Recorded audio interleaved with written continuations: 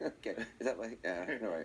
For Pennsylvania, I mean, you yesterday were talking about the numbers in Pennsylvania and looking them, and I know you continue to look at the numbers coming in, and what does that tell you about these allegations? Well, I'm looking at it, candidly, I'm looking at for evidence, is there any monkey business going on, to see if there's something that sort of sticks out, that, that they stacked the vote, or there's any anomalies. Which is what the allegations being made by Ruth. The allegations, but yeah, so if we're going to make those allegations, obviously you have to prove them with facts, but also it's good to look at what do the numbers show, that if there are anomalies in the numbers that show that that's the case. And so I was just looking at them, and because we're getting these from Allegheny County,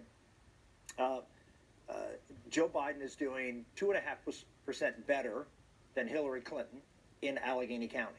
Now you'd say, wow, I mean, that's Western Pennsylvania, and it must be the city of Pittsburgh. But in a suburban county next to Westmoreland, which is Trump country, big number, he's doing 2.5% better there too. You go north, his last big rally was in Butler County, which is where I lived most of my childhood. He's doing 3% better in Butler County than Hillary Clinton. You go to Washington County, which is south, again, Trump country. He's doing 2% better.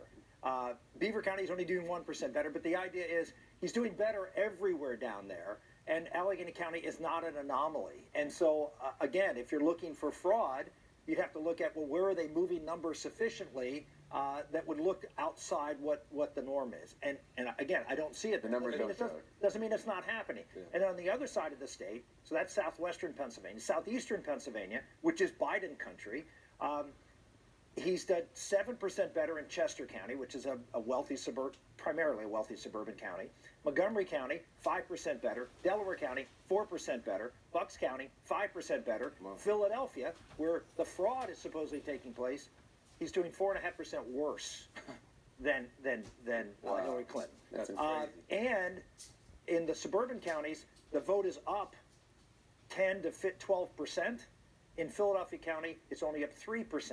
So again, if you're looking at, well, I know these are a lot of numbers, and maybe I'm not explaining it well, but I guess it's interesting. It shows to me that in the areas that you would expect the fraud to occur, the big cities, you don't really see it. You see Philadelphia, actually Trump did better, and the machine didn't crank out their vote like the rest of them. David raised the question of, could any other Democrat have done what Joe Biden did in Pennsylvania? You know the state well. What do you think?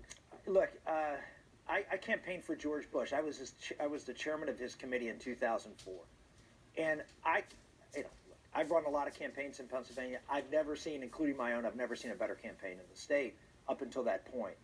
We did everything right, and he lost. And the reason he lost is, I hate to say it, a Texas oil man never quite connected.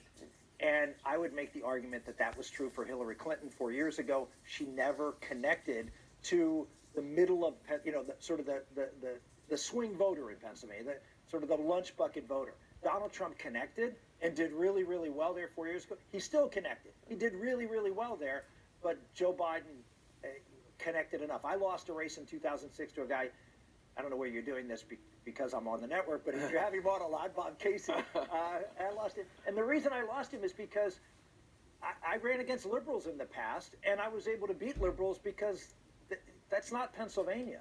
And in the case of Bob Casey, he connected because he was from a Casey family. And Biden did that as well. Yeah, and so Biden is of that same image, and that's why I think he did well. All eyes on Pennsylvania.